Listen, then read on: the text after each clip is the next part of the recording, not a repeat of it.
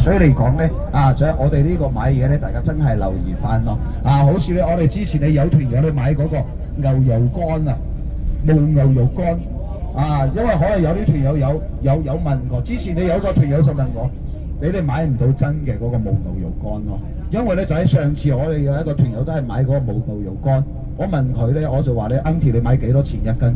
佢話咧28蚊。係啦，你都知唔可能啊！你哋香港嗰個黃牛肉咧幾多錢一斤？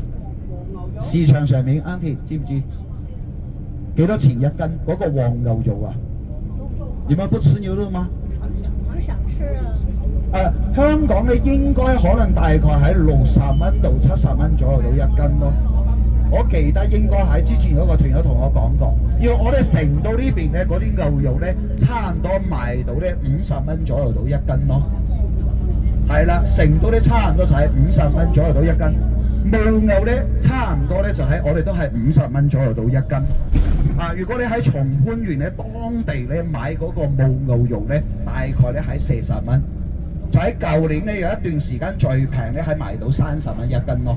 因為咧舊年唔知咩原因咧嗰個牛肉咧喺嗰個價錢咧突然之間咧降咗好多所以咧就喺舊年咧喺我哋呢咁多年咧最平嘅嗰個牛肉嘅價錢30蚊一斤咯。不過你知唔知咧就喺1斤嘅嗰個牛油乾需要幾多斤嘅嗰個新牛肉？我哋當地咧就係嗰個牛肉